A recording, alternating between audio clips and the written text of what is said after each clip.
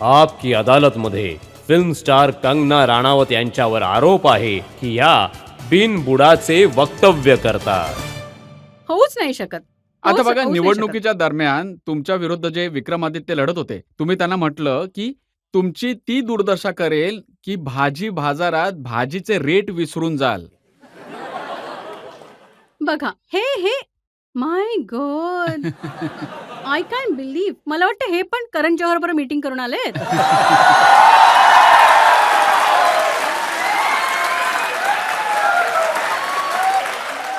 किती किती मोठं षडयंत्र, किती मोठ्या षडयंत्राची मी शिकार होत आहे तिथे. हे तर असं झालं की हमें तो अपने ने लुटा गैरों में कहां दमता, हमें कष्ट की डुबी जहां वहां पानी कम था. हे जे आहे, मला जे आहे, काँग्रेसचे जे स्पोक्सपर्सन आहेत त्यांनी म्हटलं होतं की मंडीमध्ये काय भाव चालू आहे. तर ज्याला घेऊन मंडईतल्या सगळ्या महिला आणि जनता खूप जास्त एकदम शॉकमध्ये आल्या होत्या. तर तेव्हा मी हे म्हटलं होतं की हे कोणत्याही एका व्यक्तिविशेषसाठी नाही, तर फक्त काँग्रेस पार्टीसाठी मी म्हटलं होतं की तुम्ही लोकांनी जर मंडईच्या महिलांबद्दल अशा काही गोष्टी केल्या तर भाजी मंडईमध्ये जाऊन भाव विचारायचा विसरून जाल तुम्ही. आणि हे बघा कसं प्रेझेंट बघा, मी अजून क्लॅरिफाय करून तर सांगतो ही तुम्हाला. काय बेसलेस गोष्ट आहेत का? कसं काय बेसलेस असेल?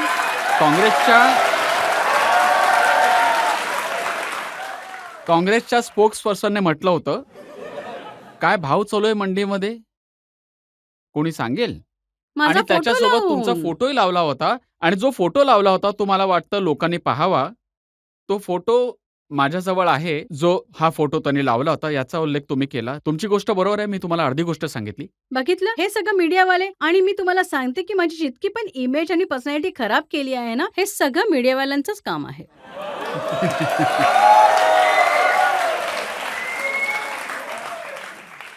हे नाही की फक्त तुम्ही आपल्याबद्दल या प्रकारच्या गोष्टी बोलल्यात. राहुल गांधीबद्दल तुम्ही काय बोललात? राहुल गांधींची ड्रग टेस्ट झाली पाहिजे.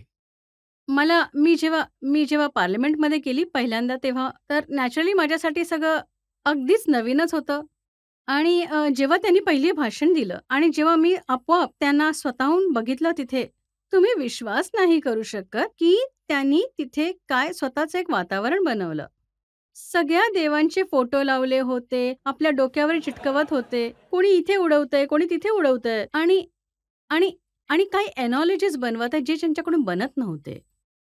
काही होत नव्हतं त्यांच्याकडून. आणि त्याच्यानंतर ते कहतात की सगळं दुनियाभरचं करून, असं ते म्हणतात की सगळे जितके पण भगवान आहेत, सगळ्यांनीच काँग्रेसचं चिन्ह घेऊन येत आहेत, हे वालं. सगळ्यांनी त्यांनी आपलं ब्रँड अँबॅसेडर बनवलंय की सगळे देव जे आहेत ते आमचे ब्रँड अँबॅसेडर आहेत. आणि मग त्याच्यानंतर एकदम खुश होऊ ना, आणि नंतर ते म्हणतात की मी जो आहे, मी शिवजीची वरात आहे. आणि त्याच्यानंतर जेव्हा जे खाली बसले ते एकदम असे बसले. बिलकुल, बिलकुल असे बसले. आणि मग असं झालं की की ते उठलेच नाही. मग मी त्यांना बघितलं आणि म्हटलं कोणीतरी जाऊन त्यांना चेक करा, बघा काय झालंय. तर मग नंतर अशी गोष्टी तर आमच्या डोक्यात येणारच. कारण काय काय आहेत ते? काय आहेत ते? तर नॅचरली मी हे नाही म्हटलं की ते ड्रग्ज घेतात, पण मी म्हटलं की एक टेस्ट व्हायला पाहिजे. हो. आणि त्याच्यानंतर तुम्ही म्हटलात की राहुल गांधी खतरनाक आहेत, बिटर आहेत, कडू आहेत, पॉइझनस आहेत, विषारी आहेत, डिस्ट्रक्टिव्ह आहेत, विनाशकारी आहेत. हे तर पूर्ण देश म्हणत आहे. हां. बघा, ज्या प्रकारची कृत्य ते करत आहेत, जसं ते विदेशात जातात आणि विदेशात जाऊन ते म्हणतात, ओपनली म्हणतात की we want America to interfere with the India's internal politics. का आमच्याकडे लोकशाही नाहीये का? ते ओपनली जाऊन स्टॉक मार्केटला जाऊन बसतात आणि म्हणतात की मी हे एक्सपोज करून टाकेन. पूर्ण त्यांचं जे आहे ते असं आहे की मी काही ना काहीतरी करून. मग ती जातीची गोष्ट असो किंवा ती हिंसेची गोष्ट असो, ते कायम देशाचे तुकडे करू इच्छित असतात. तर ते जे एका बिघडलेल्या घराची मुलं जी असतात, की जर आम्हाला नाही मिळालं तर हे जळून जावं. तर हे जे देश आहे त्याला ते बिलकुल संपवण्याच्या मागे लागले आहेत, की जर मी प्रधानमंत्री नाही बनू शकत, तर या देशाची अर्थव्यवस्था असो, मग ती बॉर्डर्स असो, मग ती सिक्युरिटी असो, मग ती आर्थिक स्थिती असो, हे सगळं संपून जायला पाहिजे. अशा प्रकारचे कारनामे करतात. आणि माझं जसं तुम्ही इतकं काही बोलून गेलात आणि माझ्यावर तुम्ही आरोप पण लावत आहात, पण मला शांत डोक्याने वाटतं की सगळ्या लोकांनी असा विचार करावा की की त्याच्यासारख्या मुलाशी बोलावून मला त्या व्यक्तीशी बोलून मला काय मिळणार? काय मी हे स्वतःसाठी बोलते? काय मला कोणते आर्थिक लाभ मिळतोय? का मला कोणी पैसे देत आहे यासाठी? मग का मला कोणत्या प्रकारे मला तर फक्त दुश्मनच मिळत आहेत. सुप्रीम कोर्टमधून ऑलरेडी मला नोटीस तुम्हाला मिळाली. पार्लमेंटची मेंबरशिप मिळते हे सगळं म्हणायला? पार्लमेंटची मेंबरशिप सर बघा, मला जे आहे मी देशासाठी हे म्हणत आहे. पार्लमेंटवाल्यांनी ते मला आधीच सांगितले, "तू नको बोलूस. तू नाहीच बोललीस तर बरं आहे." तर त्यांनी ते ऑलरेडी हे मला म्हटलेलं आहे. मी हे फक्त देशासाठी म्हणत आहे, की मी कोणत्या हक्कासाठी म्हणत आहे का? कोणत्या अधिकारासाठी म्हणत आहे का? माझ्या पार्टीचे जे स्टान्स आहे त्याला सांगण्यासाठी भरपूर लोकं आहेत. भरपूर लोकं आहेत. खूप छान पद्धतीने सांगतात. त्यांनी मला स्पोक्सपर्सन नाही बनवलं आहे. तर हेही म्हणणं, की मला तिकीट मिळालं. तिकीट तर मला खूप आधीच आणि काँग्रेसमधून पण आलं आणि इकडनं पण आलं आहे मला. माझ्या स्वतःची फॅमिलीची हिस्ट्री आहे काँग्रेस लीडर्सची. तर ह्या सगळ्या ज्या गोष्टी आहेत या प्रकारच्या, तर आता मला बघा वाटतं, की ज्यांची जनतेने विचार करावा. जे हे म्हणत आहेत त्याच्या पुढे जाऊन आणि मी जे म्हणते त्याच्याही पुढे जाऊन. मी फिल्म इंडस्ट्रीच्या विरुद्धात बोलते. तर काय त्यात माझा निजी स्वार्थ आहे? मी अशा लोकांबद्दल बोलते जे देशाला डॅमेज करत आहेत आणि मी प्रत्येक गोष्टीचं कारण सांगते.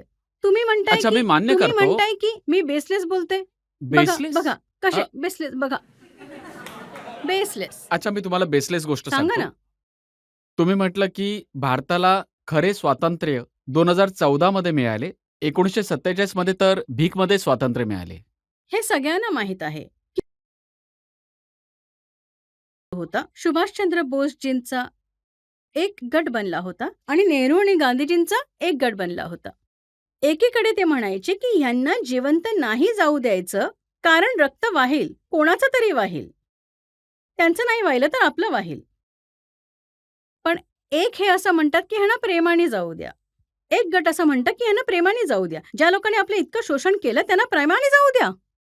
आणि ते लेटर कोण देऊन जातं? माउंटबॅटन देऊन जातो. माउंटबॅटन हे सगळं करून जातो माउंटबॅटन. त्याच्यानंतर हरिसिंग जे आहेत, जे काश्मीरचे राजा होते, हे सगळं मी तुम्हाला का सांगते? जा ना Googleवर बघा ना तुम्ही सगळं. ते जर तर मी तुम्ही सगळं विचारत आहे, तुम्ही का सांगत आहात? सर तर स्वातंत्र्य मिळालं, आंशिक स्वातंत्र्य मिळालं. 80 मी जर बोलले तर कोणता असा कहर झाला आहे?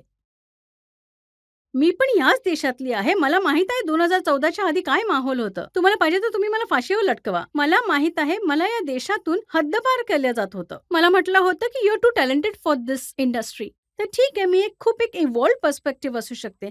स्वातंत्र्य खूप गोष्टींचं असतं. स्वातंत्र्य शरीराचं असतं, स्वातंत्र्य आपल्या विचारांचं असतं, मानसिकतेचं असतं, वचनांचं असतं. स्वातंत्र्याचे जे असे खूप रूपं असतात. आता तुम्हाला जर मला फाशीवर चढवायचं तर चढवा. गॅलिलिओला पण चढवलं होतं. प्रत्येकाला चढवलं जातं. प्रत्येक युगात चढवलं जातं. तुम्ही चढवा मला, मी तयार आहे. यावेळी तुमचा नंबर आहे मला वाटतं. आपण पब्लिकमधून प्रश्न घेऊ शकतो. 1-2 प्रश्न घेऊ शकतो. तुमचं अजून लग्न नाही झालंय, तर तुमचं लग्नावरून काय तुमचा थॉट प्रोसेस आहे? आणि तुम्हाला जर लग्न करायचं असेल तर तुम्ही राजनेतासोबत कराल की अभिनेतासोबत कराल?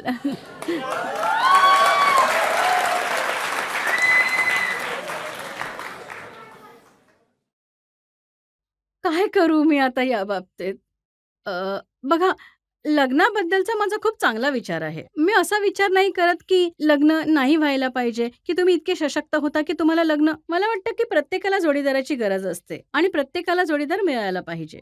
आणि माझ्या परिवाराला घेऊन देखील मी सुद्धा खूप कन्झर्व्हेटिव्ह जे कन्व्हेन्शनल असतात, ज्या प्रकारचे माझ्या आई-वडिलांचे नाते आहे, मला वाटतं बाळं असायला पाहिजेत. हे सगळे माझे विचार आहेत. पण आता लोकांनी मला इतकं बदनाम करून ठेवलं आहे. माझं लग्नच नाही होऊ देत आहेत.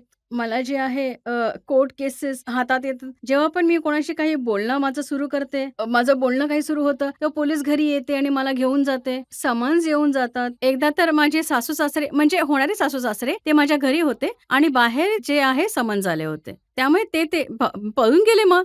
तर हे पण असे एक साइड इफेक्ट्स आहेत. मस्करी करते, मस्करी.